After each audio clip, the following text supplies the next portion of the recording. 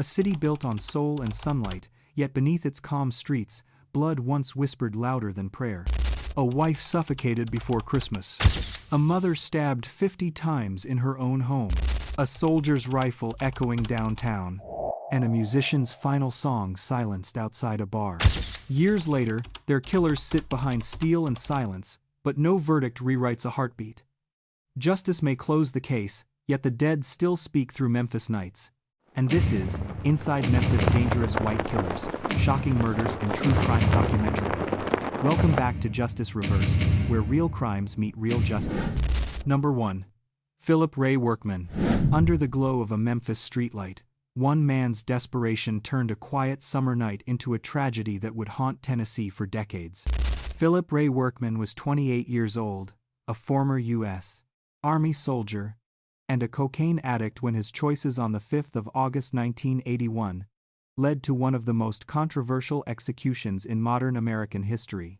Near closing time, he entered a Wendy's restaurant in the Fraser neighborhood of Memphis, ordered food, and waited for customers to leave. Moments later, he drew a .45 caliber pistol, forcing employees and a customer to the floor while demanding the day's receipts.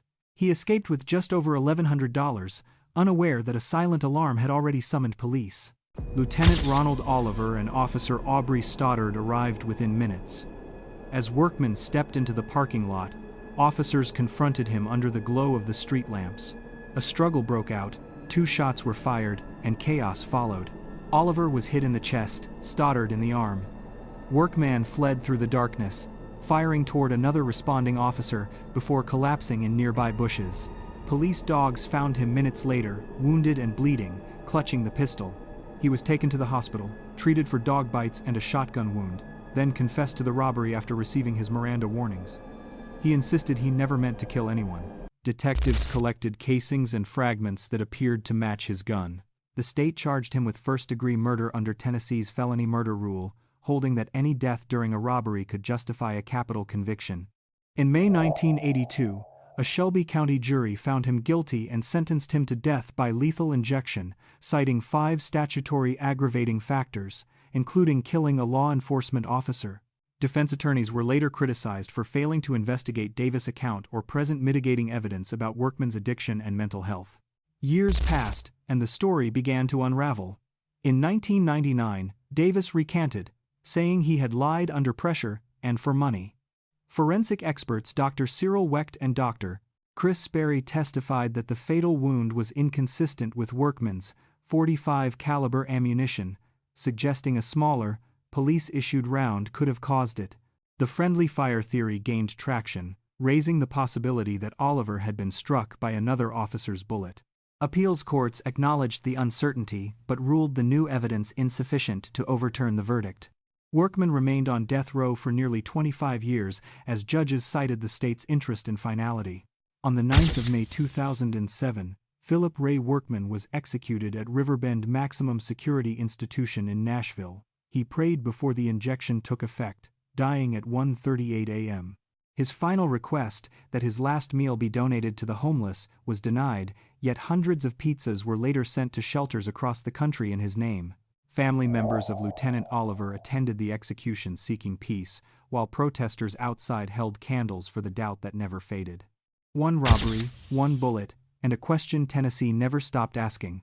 Before moving on, if this truth hits you, press hype. Stand with the forgotten, amplify justice, and make sure silence never buries the voices of the lost. Number 2. Karl Loucks. Under the neon glow of downtown Memphis, a veteran's war would resurface, not on foreign soil, but on the streets he once swore to protect. Karl P. Loucks was 42, a U.S. Army veteran honorably discharged after serving in Afghanistan, living alone in a small apartment surrounded by the sounds of nightlife and the forgotten. Neighbors knew him as quiet, withdrawn, haunted by the scars of combat and diagnosed with severe post-traumatic stress disorder. But in late May 2024, that silence shattered, beginning with a knife and ending with a rifle. 6 days before the fatal shooting, on May 25, Loucks reportedly forced his way into a portable restroom outside a downtown hotel. Inside slept a homeless man, Brandon Kinney. Witnesses said, Loucks shouted angrily, accusing Kinney of making a mess before slashing him behind the ear and on the thumb. Kinney escaped bleeding, shaken but alive. Police documented the assault but failed to locate Loucks that night. The scene was only a prelude to what would follow.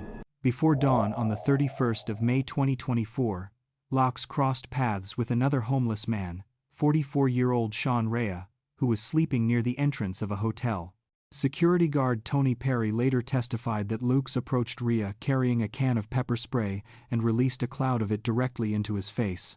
Ray woke in confusion and pain, shouting as Loucks sprayed several others sleeping nearby. Witnesses said Ray picked up an electric scooter and hurled it toward Loucks, missing him completely. Loucks turned away, disappeared briefly into his building, and returned moments later carrying an AR-style rifle hidden under an orange jacket. As Ray stood defenseless, Loucks raised the weapon and fired multiple times. The shots echoed across South Main Street. 6 shell casings were later recovered near the scene. Officers arrived to find Ray unarmed and gravely wounded. He was transported to a local hospital but died soon after. Detectives traced the suspect to the nearby apartment building and quickly focused on Loucks after a security guard identified his name from the mailbox. Inside, officers found the rifle and orange jacket described by witnesses. Loucks was arrested within hours. During interrogation, he claimed self-defense, saying he felt threatened when Ray confronted him.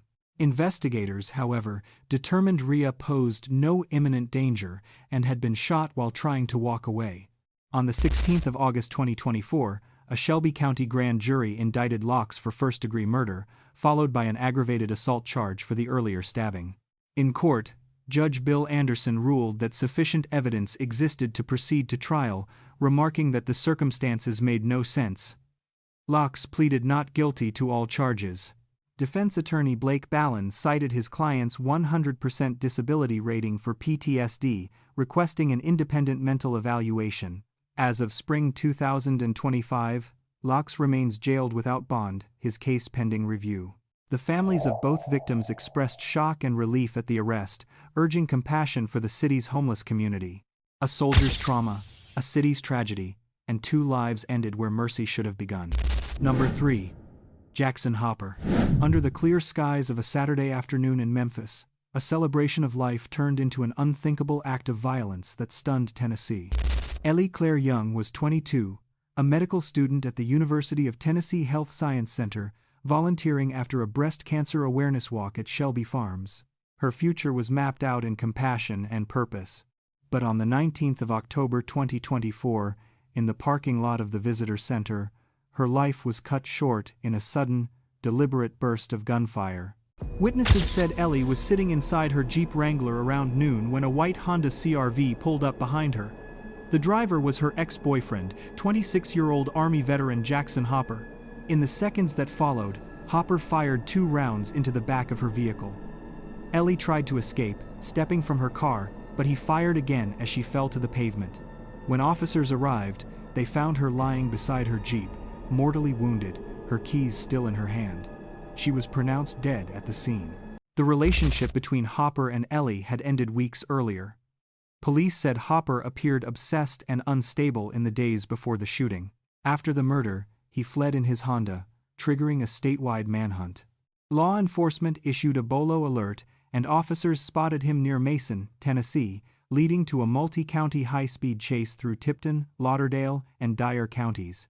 During the pursuit, Hopper reportedly attempted to strike a Tipton County constable who was deploying stop sticks. On Highway 51 Dyer County, he drove into oncoming traffic and tried to ram another deputy. Officers authorized deadly force, performing a precision PIT maneuver to stop his car. Hopper resisted arrest, fought deputies, and allegedly reached for an officer's service weapon before being subdued. A loaded 9mm handgun was found inside his vehicle. He was treated for minor injuries before being booked into custody. Detectives built their case using surveillance footage, ballistic evidence, and witness testimony confirming Hopper's identity and intent. Investigators concluded that the crime was premeditated, not spontaneous. On the 16th of August 2024, a Shelby County grand jury indicted Hopper for first-degree murder. He also faces numerous charges from the pursuit, including attempted murder of an officer, felony evading arrest, and aggravated assault. In court, Hopper pleaded not guilty and remains held without bond. Prosecutors are seeking life in prison without parole. A trial date has been set for the 13th of April 2026. 6 law enforcement officers were later indicted for alleged excessive force during his arrest after cell phone footage showed officers striking him while restrained. The Shelby County Sheriff's Office opened internal reviews, analyzing body camera footage and eyewitness accounts. Family and friends gathered for a candlelight vigil honoring Ellie's life, describing her as kind, brilliant, and destined to heal others. Her family filed a wrongful death lawsuit against Hopper and his mother, seeking justice and accountability. A promising life stolen, a city shaken, and a family still waiting for justice to speak. Number 4. Connie Johnson. A quiet December evening. A husband's rage, and a suffocated wife whose death would haunt Tennessee's death row for more than 3 decades. It was 1,984 inches Memphis, just weeks before Christmas, when Donnie Johnson ended the life of his wife, Connie Johnson, inside the camping center he managed. The couple had argued before, but that night the confrontation turned deadly. In a moment of violence, Donnie forced a 30-gallon trash bag down Connie's throat, suffocating her while she struggled for air. When she stopped moving, he cleaned the scene, placed her body in a company van, and abandoned it outside the Mall of Memphis to disguise the crime as a robbery. Police found the vehicle the next morning. Inside lay Connie Johnson, wrapped in plastic, showing clear signs of suffocation. Detectives immediately turned their attention to Donnie. His story changed repeatedly, first blaming a robbery, then a co-worker, and eventually a work-release inmate employed at the store. Investigators quickly learned that the inmate, terrified but cooperative, admitted to helping Donnie move the body after the murder. In exchange for immunity, he testified that Johnson alone had killed Connie. Physical evidence inside the store matched his statement: fingerprints on the bag, drag marks on the floor, and blood traces leading to the van. In 1985, a Shelby County jury convicted Donnie Johnson of first-degree murder. He was sentenced to death and sent to Riverbend Maximum Security Institution. The years that followed were marked by relentless appeals. His defense teams challenged Tennessee's lethal injection protocol, claiming the 3-drug combination, beginning with the sedative midazolam, could cause extreme pain before death. Each appeal was denied. 3 execution dates came and went as the courts reviewed procedural motions, but no ruling changed the outcome. Decades passed. In the isolation of his cell, Johnson claimed to have found faith. He converted to Christianity and became an ordained Seventh-day Adventist elder. Fellow inmates described him as a prison preacher who led weekly worship and broadcast a small gospel radio segment from behind bars. His spiritual transformation became the foundation of a final clemency plea. His attorneys asked Governor Bill Lee to commute the sentence to life without parole, citing remorse and rehabilitation. Johnson wrote letters confessing moral guilt and asking forgiveness from his family and his wife's relatives. Governor Lee acknowledged the petition but refused to intervene, saying his decision came after prayerful deliberation. On the 16th of May 2019, at the age of 68, Donnie Johnson was executed by lethal injection at Riverbend. He declined a special last meal, asking that food instead be donated to a homeless person. His final words were a prayer, followed by hymns softly sung before the sedative took hold. He was pronounced dead at 7:37 p.m. Connie Johnson's family remained divided. Her stepdaughter, Cynthia Vaughn, forgave him and supported clemency, but his son and Connie's sister opposed mercy, calling the plea manipulative. A husband's sin, a wife's silence, and a final prayer that could not erase the truth. Number 5. Drew Johnson. A convicted killer, a Christmas Eve escape, and a manhunt that turned Mississippi's holiday calm into a statewide alarm. Drew Johnson was 33 when he vanished from the South Mississippi Correctional Institution on the afternoon of the 24th of December 2024. He wasn't just another inmate, he was a violent offender already serving a life sentence for a murder that began 8 years earlier in Memphis. His story traces a path of escalating brutality across 2 states, ending with an escape that forced authorities to confront how a man like him had managed to slip away. In April 2016, 25-year-old Calvin Holloway, Jr. of South Haven, Mississippi, disappeared after meeting with Johnson in Memphis. 4 days later, Holloway's body was found in an empty field southwest of the city, stabbed more than 24 times. Investigators pieced together the timeline through witness accounts and forensic evidence linking Johnson to the scene. When questioned, he admitted to the killing. In 2022, Johnson pleaded guilty to first-degree murder, earning a sentence of life without parole. But violence didn't stop once he entered prison.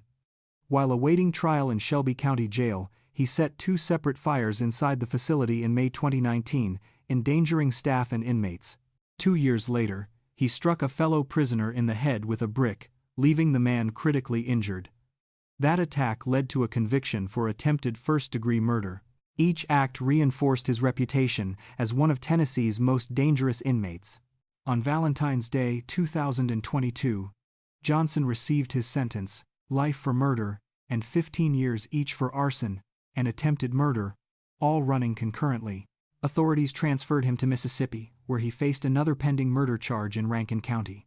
There, he was housed at the South Mississippi Correctional Institution in Leakesville, a high-security facility surrounded by forest and farmland. On Christmas Eve, around 3:30 p.m., Johnson made his move. Surveillance footage later revealed him slipping out of a service corridor near a maintenance gate. By the time guards realized he was missing, he had already vanished into the woods. The Mississippi Department of Corrections immediately launched a multi-agency manhunt with support from local sheriffs, K-9 units, and state troopers. Alerts went out across Greene, George, and Jackson counties. Residents were urged to lock doors, stay inside, and report suspicious movement. Officials described him as desperate and very dangerous. For nearly 24 hours, the search spanned rural backroads, drainage ditches, and wooded terrain. Just after sunrise on Christmas morning, officers found Johnson hiding near an abandoned shed less than 3 miles from the prison. He was captured without further violence. Deputies noted he appeared cold, exhausted, and covered in mud. Johnson was transported back to the correctional facility under maximum security, where he remains in isolation pending review of the escape. Court records confirm he still faces the Rankin County murder charge, with trial proceedings expected in 2025. A killer's escape, a Christmas pursuit, and a reminder that danger rarely takes a holiday. Number 6. Edward Wurl. A late-night argument, a shared past with one woman, and a Memphis musician's final song silenced by gunfire. It was just after 1 in the morning on the 6th of November 2024 when 5 one-year-old Edward Wurl and 5 two-year-old musician Blake Rhea stepped out of Louis Connolly's bar on South Cleveland Avenue. Both men were well known around Midtown. Rhea as a respected bass player for the Grammy-nominated band Southern Avenue and mentor at the School of Rock Memphis, and Wurl as a regular at the bar with a violent criminal past. That night, an argument about a woman turned fatal in the quiet minutes before dawn. Witnesses told police the men's dispute began inside the bar and escalated when they went outside. Security footage later showed the two standing in the parking lot near Rhea's car. Rhea turned to walk away, but Wurl followed, one hand hidden behind his back. The reflection from a small, pointed, shiny object caught the security camera's lens, something investigators would later identify as a knife. As Rhea opened the door to his Jeep, Wurl positioned himself between the door and the driver's seat, leaning in as if to continue the argument. A brief struggle followed. Moments later, Rhea slumped forward. Then, 3 flashes lit the dark frame, gunfire. When officers from the Memphis Police Department arrived minutes later, Rhea was motionless in the driver's seat. He had been shot multiple times and bore defensive wounds from a knife. Paramedics pronounced him dead at the scene. Detectives found no weapon on or near Rhea, confirming he was unarmed. Witnesses at the bar identified Wurl by name, recalling his prior confrontation with Rhea earlier that evening. Detectives reviewed the bar's surveillance footage frame by frame to reconstruct the sequence. The video showed Wurl calmly walking away after the shooting, turning briefly toward the car before vanishing out of view. Investigators matched his image with Department of Correction records that showed a 1,994 felony conviction in Virginia for burglary and malicious wounding.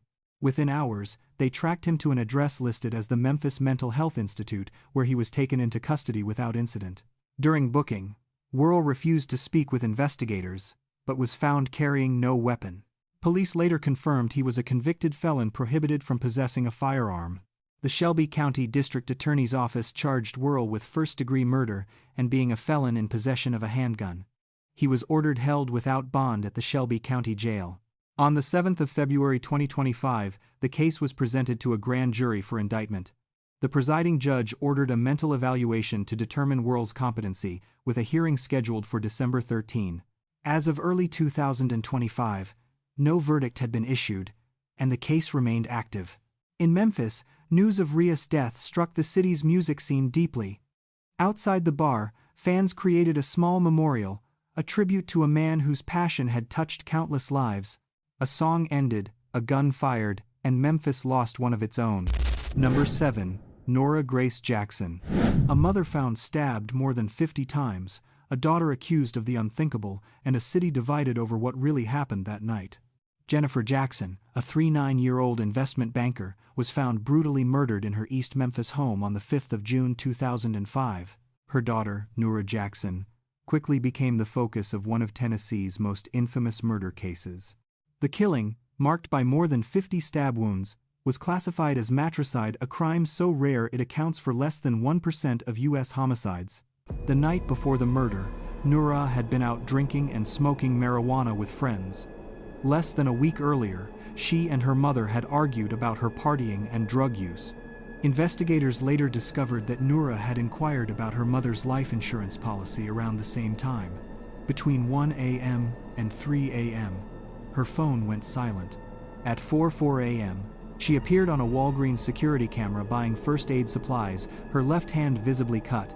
An hour later, she called 911 after finding her mother's body.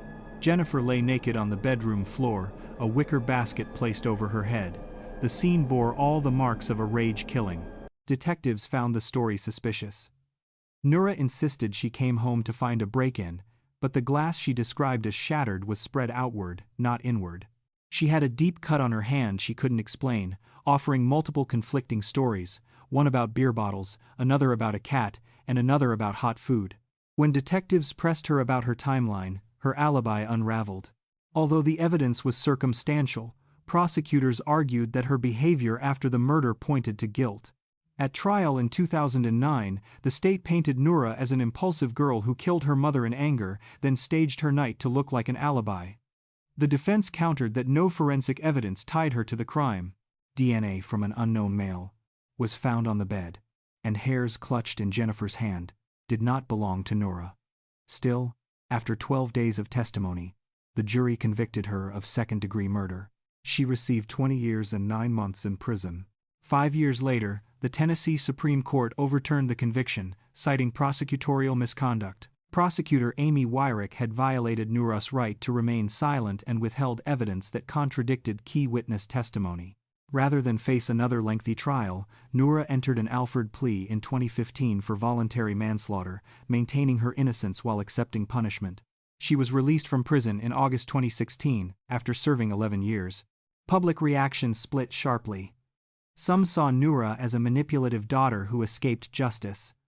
Others believed she was wrongfully accused amid an investigation driven by public pressure. The case became a study in prosecutorial ethics, forcing Tennessee's legal system to confront failures that blurred the line between justice and misconduct. A family destroyed, a verdict undone, and a truth that may never be proven. Number 8. Joel Bowman. A man once educated within its walls, returned armed to its doors, and nearly turned memory into massacre. On the 31st of July 2023, at around 12:30 p.m., 33-year-old Joel Bowman arrived at the Margolin Hebrew Academy in East Memphis. It was a place he knew well, where he once played basketball as a student.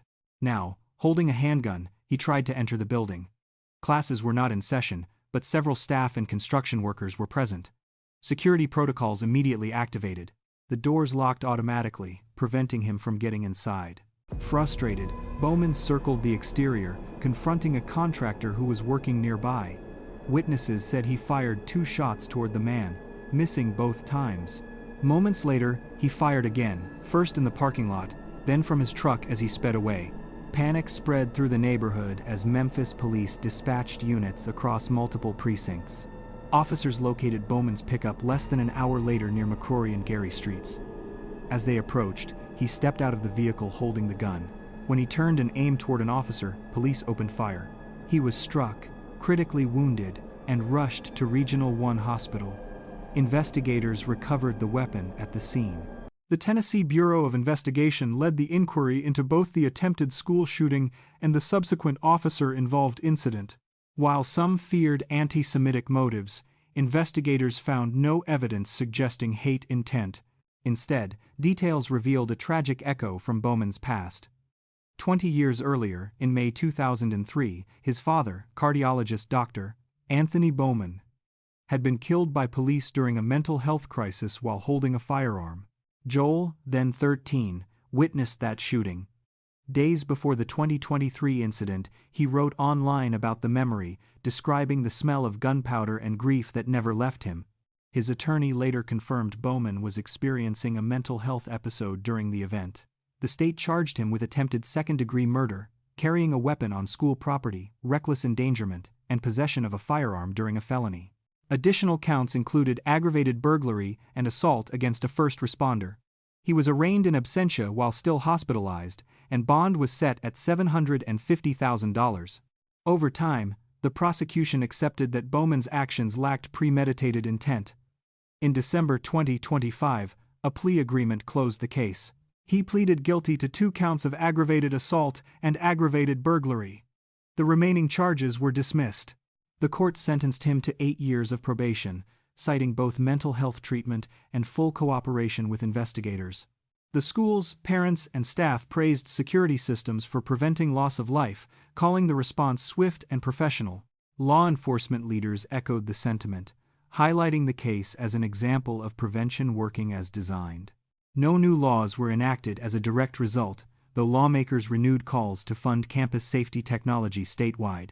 The Margolin Hebrew Academy enhanced its own defenses, adding armed guards and revising access procedures within days. A tragedy avoided, a warning remembered, and a city reminded that vigilance saves lives. Every name you heard tonight carried a story buried in evidence, blood, and unanswered questions. But these cases are only fragments of a darker truth, a city haunted by those who kill, and the justice that often comes too late. And if this deep dive into Memphis' most dangerous killers gripped you, don't let the story end here. Hit subscribe, tap the notification bell, and stay with Justice Reversed for the next chapter of real American crime, where every episode exposes the killers hiding in plain sight.